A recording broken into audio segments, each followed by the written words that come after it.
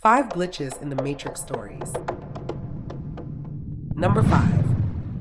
So do you guys know of or remember those videos where there's like that weird, I don't know, glitch in the Matrix or whatever, where some lady has like a cup that she had from her childhood and she like, I don't know, goes through storage and then finds a duplicate of the same cup. And there was other videos too, but that's the first example I could think of. Sorry, I'm still like shaking. I'm super weirded out right now, but that just happened to me. So I'm doing my daughter's laundry, and this is a jacket that she got as like a hand-me-down from her older cousin, who's like 3 years older than her, from another state. This is never something either me or her dad would ever pick out for her, but it's nice and warm. She's from a cold state, so, you know, this is great. So as I'm putting this up, what the hell? Why is there another one? The exact same tag? The same size? What the hell is going on? I'm just like super weirded out. I don't know what the hell's going on, but that whole thing just happened to me. This is, again, nothing either me or her father would ever have purchased at all naturally. This is from years and years and years ago, from when her cousin was my daughter's age. It's truly weird. Number 4. So I just experienced something crazy, and I hope that this works because I've tried recording it before and it would not record any sound, so I'm even more creeped out. But if you believe in glitches in the Matrix, then keep listening.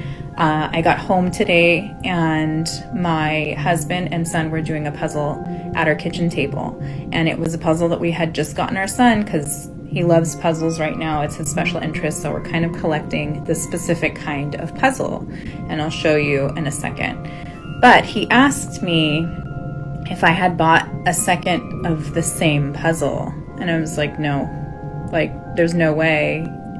I definitely didn't order the same exact puzzle, but there are two.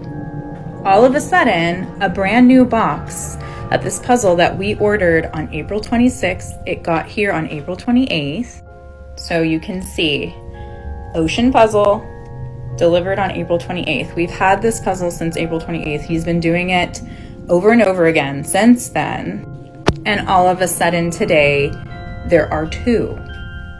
I will show you the boxes. So we had these 4 puzzles first and ordered this Ocean Puzzle. It's open, it's been used, it's been played with since April 28th. And then today, a brand new box. Still sealed shut on both sides. Has never been opened, just showed up. And I keep all of our puzzles next to our computer stacked like this. So I would have noticed if there were 2 of the same box just randomly there, and it's creepy. So I've never experienced anything just showing up out of the blue or duplicates of anything, but I've seen on here things go missing.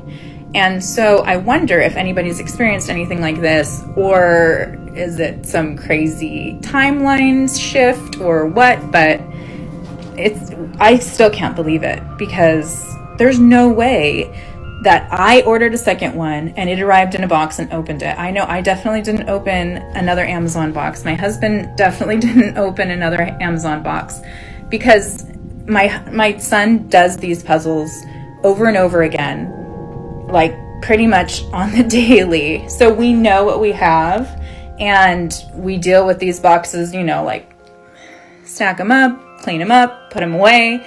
And then for one to just appear out of nowhere is insane. And I still don't believe it. And I have no clue. I don't even know where to begin. But if you know, let me know. Number 3. Is it really possible to get stuck in a time loop like you see in the movies? Yes, it is. This is the story time of when me and 2 other people were stuck in a time loop temporarily in order to save us from oncoming danger. For discrepancy purposes, the girls that I was stuck in the time loop with, we're going to call them Catherine and Jocelyn. So back in 2021, Catherine had invited over me and Jocelyn to come stay the night with her because she was afraid to be home alone with her baby daddy. It's basically a raging alcoholic who would get to the point of being blackout drunk and do dangerous shit where The spiritual perspective behind being blackout drunk is basically when people say they don't remember what happened when they do really bad things, they technically don't. It's not an excuse, but it means that your shadow self, your darkness, fully took over. So you weren't consciously aware of what was going on in your body because your shadow self, your darkness, was running the show. So this is what set the tone for how the time loop started. Jocelyn and I were kind of talking at the time, but she was dedicated to hanging out with her ex-wife as a best friend all the time. And she also had a newborn baby, which was not her ex-wife. So let's clarify that. She brings the newborn baby with her over to Catherine's house, and she also brings the ex-wife. So now Catherine's baby daddy and Jocelyn's ex-wife, who just has an issue with me, are fuming off of each other because misery loves company, and they're sitting there just talking all this shit. So me, Catherine, and Jocelyn decide to hop in my car and go to Dutch Bros. If you're not from an area where they have Dutch Bros, it's a coffee spot that's usually open 24 hours. I know this story is messy, try to keep up. You live and you grow. In retrospect, I understand why this shit was stupid. I'm not friends with these people anymore. So we go to the Dutch Bros that's right around the corner from the house, and that Dutch Bros is somehow fucking closed. So we have to go back 30 minutes towards my house in order to get to a Dutch Bros that is open. We called and let Catherine's baby daddy and Jocelyn's ex-wife know what happened and where we were going because they were watching her baby. Again, stupid. Right when we get to the Dutch Bros, they call us and they're cussing us the fuck out, so we didn't even have time to get coffee. They're talking about, you need to get the fuck back here and get this fucking baby. Hurry up and get y'all asses back here. They were pissed. They were so fucking mad. And just to reiterate, these people were aware of where we were going and that they were babysitting and were okay with it, had no issues with it. And we told them where we were going when we went a little further, and they were still okay with it, but then freaked out 30 minutes later.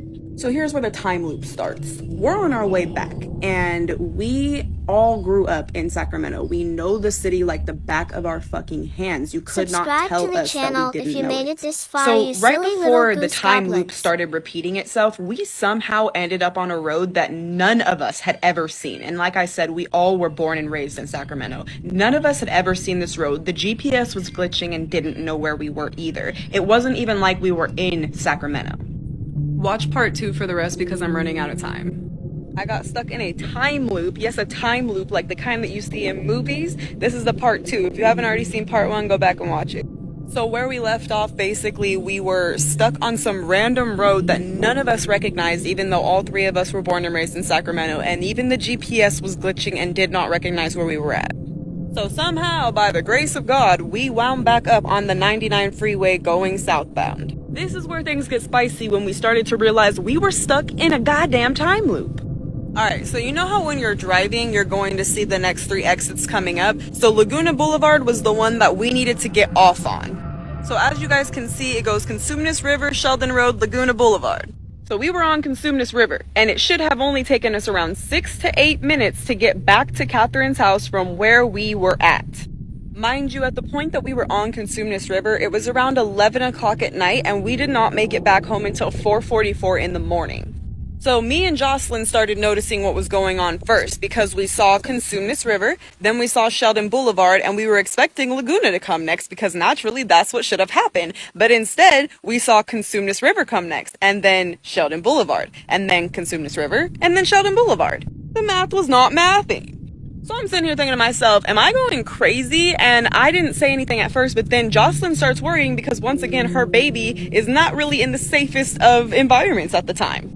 And she says, I feel like we've already seen these same street signs. And that's when I said, okay, I thought I was going crazy. We have absolutely seen these street signs, not once, not twice, but 3 times. And then Catherine pops up in the back and says, I also thought something was wrong. I have my GPS pulled up because I'm tripping right now. Catherine's GPS told us that it should supposedly take us an hour to get home from where we were at. And once again, since we just kept repeating the same 3 exits, we were only 6 minutes away from her house. And that was the other funky part. There was not one car on the road. And it was only 11 p.m. in Sacramento. Not one car anywhere in sight. It was like we weren't even in a real reality. So I'm panicking and I'm like, you know what? I don't care what the next exit says. I'm just going to get off on it because we need to get off the freeway. And I'm just sitting there tripping. And sure as shit, the next exit is P Street. At that point, I lost my shit, because if we were gonna somehow be on P Street, that was going the other direction, at least like 10 exits back, and that's a different freeway completely. That's downtown Sacramento. You could not have possibly gotten there from the direction that we were going in, but it was in front of us when it should have been 10 exits behind us and on a different freeway. And we only started getting more freaked out because when we got off of the exit, we weren't even on P Street. We were on Arden Way, and that's not even near P Street. You get to Arden Way from being on the 80 freeway. So these are 3 different freeway systems, and the whole time we were only on the 99. So how did we get to either of those places? Part 3.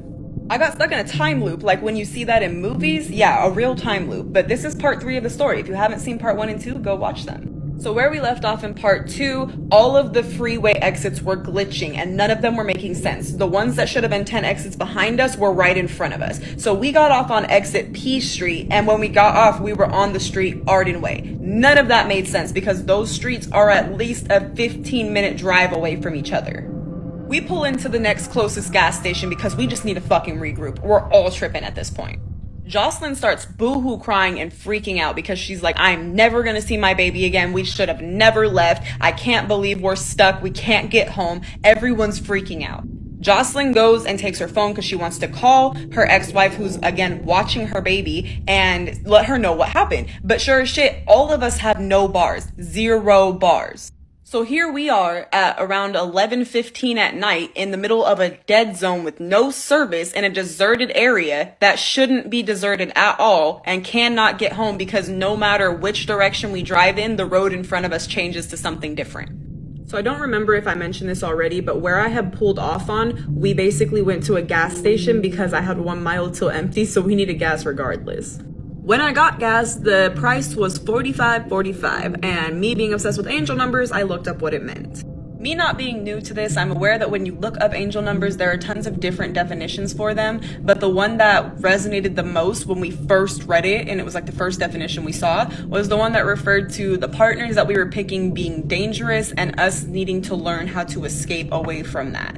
If you remember from part 1, where I was referring to the whole reason we even went to Catherine's house, it was because she was afraid to be home alone with her fucking baby daddy, who is dangerous. Catherine knew what it meant right away, and so did Jocelyn.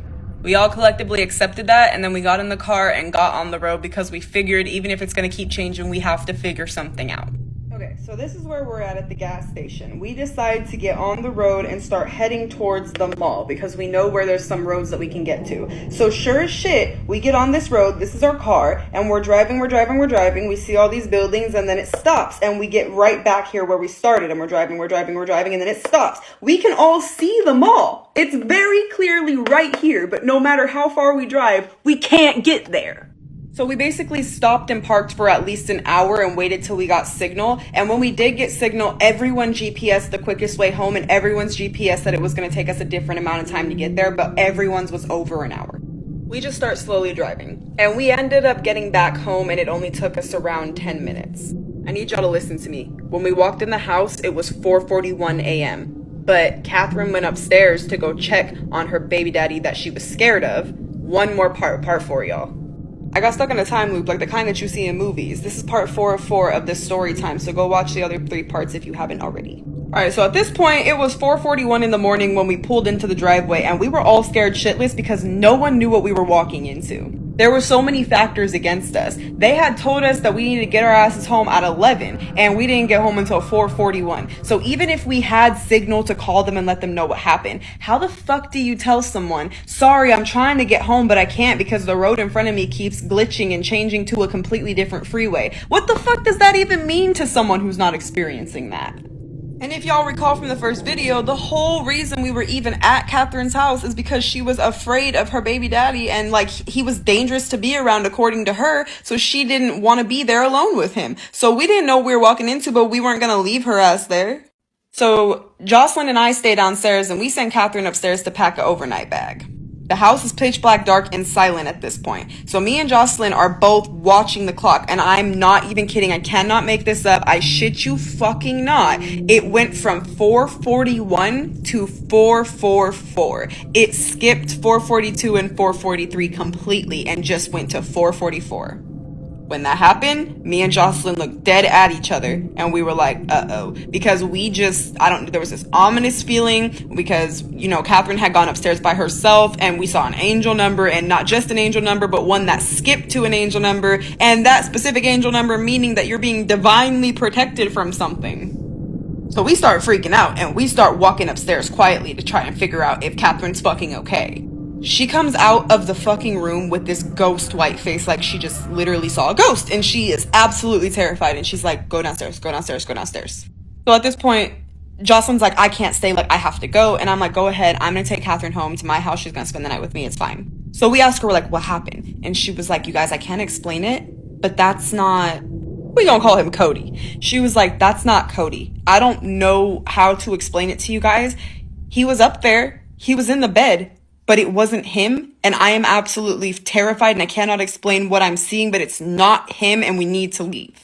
So she stays the night at my house that night, which is fine. But after that, we all tried talking about what happened. We all tried rehashing it. None of us could come up with a logical explanation for why we were stuck in the time loop. I do believe he had punched a hole in the wall when we were gone, but there was just something that we were being held back from, something that we were being protected from. There was a reason we could not make it home, no matter how hard we tried, no matter how familiar we were with the area. So that was the story of the time I got stuck in a fucking time loop, and also got shifted in different realities to keep me from getting home. Number 2. There are so many things that happened during COVID that we moved on from way too quickly. Remember when we kept seeing videos of people glitching real time and literally standing in place for minutes? Babe, stop cussing.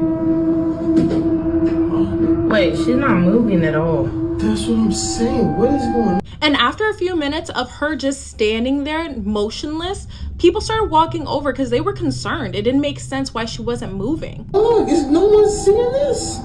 What is going on? Look, even that's crazy. Look, she's looking. Look.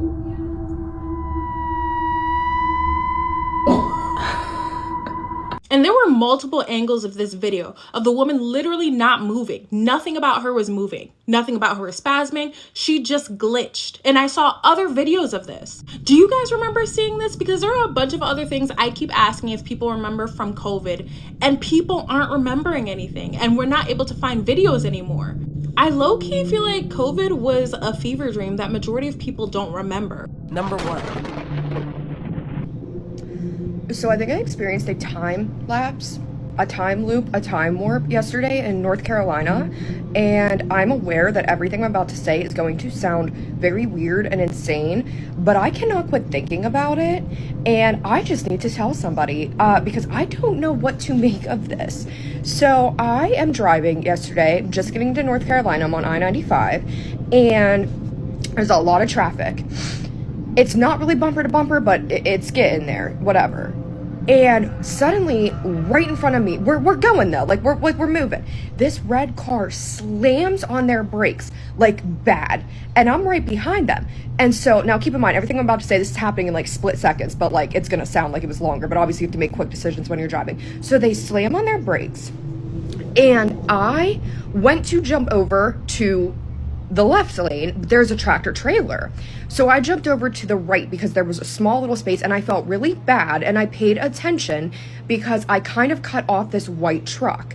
And I felt bad, so I kind of did one of these like sorry, like in my rear view mirror. And so I paid attention to the truck. I saw the guy driving the truck. I saw the white truck. Well, then once I was able to get back over, the white truck passed me, and there was a motorcycle behind the white truck, and it had very unique, like, I think they're called saddlebags. Sorry if I'm totally wrong about that, but like it's like little bags on like the back of the motorcycle, and they were very unique looking. And okay, so it stuck out to me. So I keep driving, and at this point it's probably like 15 minutes later, right? I have been looking around a little bit, but like not a ton, but enough to know that none of these vehicles appear to still be around me. And then boom, the same red car slams on their brakes again, right in front of me. It was like they appeared out of thin air, unless I was just really dissociating, which is a possibility, but I did not, I could have sworn there was a black truck in front of me. Boom, red car slams on their brakes. This time, I was able to jump over into the left lane because there was no tractor trailer there this time. I jump over to that lane and I look over at the red car because I'm like kind of like trying to see like, are they okay? Like, is it the same person? Like, what the hell just happened? And I look over and there's the red car, the white truck is going past the red car, and the freaking motorcycle is behind the white truck with the unique bags on the back. How, like, I almost pulled over. I'm like, I've got to process this. Now, I guess a lot of you are probably going to say, well, we probably were just all driving together and it just happened again. Like, which, okay, maybe, but how? I mean, the traffic pattern, like, you don't typically on 95 where it's split into like 4 lanes, you're not typically with the same people for very long because everybody's driving like different speeds. One lane's gonna get backed up, one's gonna start to, like, you know what I mean? So is it possible? Yeah. And like, I guess it's the most likely scenario that it just so happened that this car hit their brakes again, and it just so happened that every single same person was around them again. But like, what are the odds? And I guess there's a possibility too that they were all different vehicles this time, but just coincidentally it's also a red car, a white truck, and an interesting motorcycle. But I like couldn't comprehend like how does that happen? What are the odds?